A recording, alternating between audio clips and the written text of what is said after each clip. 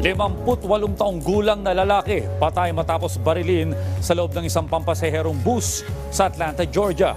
At UNESCO napapahala sa lumalalang epekto ng climate change at polusyon.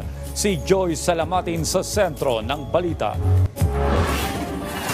Patay ang 58 taong gulang na lalaki sa Atlanta, Georgia matapos barilin sa loob ng isang pampasaherong bus. Nangyari ang pamamaril nang i-hijack ng gunman ang bus, sakay ang 17 pasahero. Sa pilitan pang pinaandar ng suspect sa driver ang bus nang matunugan na paparating na ang mga pulis.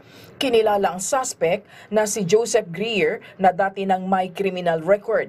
Sa ngayon ay nasa kustodiya na ng mga pulis ang gunman habang patuloy ang investigasyon. Nakipagpulong si U.S. Secretary of State Antony Blinken kay Qatari Prime Minister Sheikh Mohammed bin Abdulrahman Al Thani. Kabilang sa kanilang tinalakay ang posibleng ceasefire sa Gaza at pagtugon ng Qatar at Egypt sa Hamas. Patuloy pa ang pagsisikap ng Amerika na bumuo ng kasunduan upang maiwasan ang anumang karahasan. Nababahala ang UNESCO sa lumalalang epekto ng climate change at pollution. Ayon sa grupo, malaking banta ito sa kapiligiran, partikular na sa marine life at coastal communities.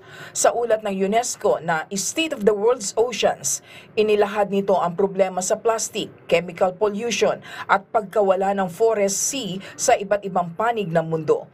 Samantala, muli namang iginiit ng UNESCO ang pagpapatibay sa High Seas Treaty para proteksyonan ang biodiversity hotspot at masiguro ang ocean conservation. Joyce Salamatin para sa Pambansang TV sa Bagong Pilipinas.